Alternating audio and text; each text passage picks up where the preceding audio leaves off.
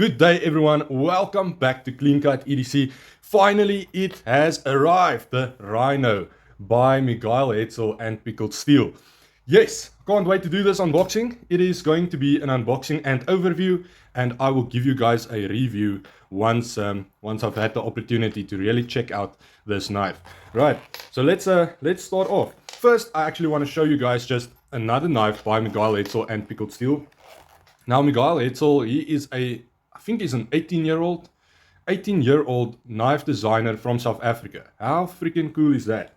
And he came up with the Voro, which was the very first SA designed knife from Pickled Steel. And there's his name, his details, and his page will be in the description, so you can check him out also, as well as Pickled Steel's website and Facebook page. Voro, check this thing out, guys. Yes, this thing is marvelous. Look at that. Black DLC coated, flat grind and hollow grind tip. Man, this is freaking cool.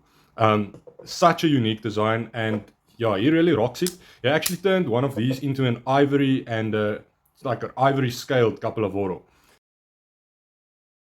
So yeah, definitely go check out his page as well. He makes and designs some awesome knives. So yeah, we've got a good SA South African design knife that can work hard, designed to work hard, manufactured by Pickled Steel, which gives you top quality. Just look at that action. Awesome. Now, he came out with another design in collaboration with Pickled Steel. As usual, you get the fine box or little pouch packaging with extra pocket clip and extra screws and a Torx bit, as well as a microfiber cloth, which is next level value for money. Yeah, we've got it. The Rhino. Yes. Oh, look at that blade shape. Guys, damn. This is a sweet knife. Look at that. Man, that is a thick spine of 14C 28N on this Rhino shaped modified sheepsfoot Warncliffe blade shape design. It is just such a cool blade shape. And I guess you guys can say that, yeah, he is probably known for his unique blade shapes, right? But they are still very functional. The Voro is one of the coolest knives that I own. I think that is still functional, right? So yeah, it's just terrific. The action on the Rhino is what I noticed at first. Yes, man, this is cool. It's like, yeah, it's almost assisted in a sense. It feels like, it feels like when you launch it, once that blade hits the stop pin, as if the whole knife is gonna, glide out of your hand or something, fly out of your hand. It just comes firing out. So you really need to hold on to this guy. It doesn't mean the ergos or the grip is bad at all. It's just that action fires, right? It really just goes. So yeah, terrific reverse flick. Man, that's cool. Flipper tab works great. Thumb flick is terrific. Now, this is something that they actually did adjust, is the thumb studs. I think the thumb studs used to sit a little bit closer to the scale. I think they chamfered these edges to give you a little bit more access. But look at that. The thumb studs are quite pronounced, right? But this is nogal a beast of a knife. Quite a beast of a knife. Just look at that action. Man, that is buttery smooth, guys. Silky smooth. Okay, so we got this legendary blade shape, 14C28N. I am 100% convinced, as I'm sitting here, I'm 100% convinced that there is no company out there that makes a better 14C28N than Pickled Steel. Their heat treat is off the charts. My most carried knife for 2023 was this guy, the Akal from Pickled Steel, and it's in 14C28N. I've never sharpened it, right? Not with a pull through, not with a stone, with nothing.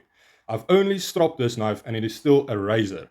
So I am 100% convinced that they make probably the best 14C28N in the game. Their D2 is also phenomenal. The heat treat from Pickled Steel is just wonderful. So yeah, I think I'm glad to see some more knives in 14C28N from them. If I can use like an equivalent, it's like Kaiser's 154 CM. They just make the best 154 CM. That's what they specialize in. It's like let's say Spider goes, what, S30V. No one does S30V as good as Spyderco. Not that I really like S30V, but yeah, Spyderco makes the best S30V that I can think of. So yeah, I just believe that you know, certain companies rock with certain steels, and Pickled Steel is definitely rocking with both D2 and 14C28N. Now, what's interesting that I noticed on the Rhino here is that it's got a belt satin finish on the blade, right? But it's not your traditional. What can I use now? Let's take the Delica real quick. The Delica, you can see the belt satin finish. The belt ran straight down, right? But here, it's actually running diagonally. You see there? That is very interesting. I don't think I've ever noticed that on a knife. Same with the Capolavoro. It's running straight down. This is the first knife I've seen that actually had the belt run diagonally over the blade. Now, will that affect performance? I can think that it might be able to give you a slightly better sharpening experience, but I'm not sure, right? That's just a theory. I will have to test it out and check if it does make a big difference. But that is quite interesting. Never seen that before. We do have a Scandi grind and then a flat grind behind the edge. Reinforced tip. Very good design. Very good. But it's still, you know, chamfered and shaped so as to provide you with that little bit of a piercing ability. Let's just check with regards to this blade shape. Yeah, you'll get a fine piercing ability. Not the best. It isn't the blade shape for piercing, but it's still going to work pretty well. Okay, then we've got some black Micarta scales. And this is very nicely done Micarta. It's nice and grippy. Feels wonderful. It's going to take a good character in a little while. And then we've got a orange pivot collar, which just breaks it a little bit, just makes it look a little bit nicer. That's wonderful. Okay, we've got black hardware, which is cool. Definitely prefer that on a black scaled knife. And then we've got our Miguel Hetzel pocket clip, which is slotted in. The screws are sunken and the pocket clip is sunken into the scale, and it is actually ambi. So this is a wonderful knife for a left-handed person as well. You can switch it over, and it works just well. The access to that liner lock is just on point, guys. It's exactly like with the Capolavoro. As I said in the video on this, I said the access is just so accessible to that liner lock. So for a left-handed person, I'm very stupid with my left hand, and I'm rocking this. So that's very nice. The dual thumb studs makes it a very good option for a left-handed person as well. The detent is dialed in to perfection. We've got a little bit of a cutout here at the back just to give you some more comfort when actually flipping this knife, jumping on the flipper. Just perfect, man.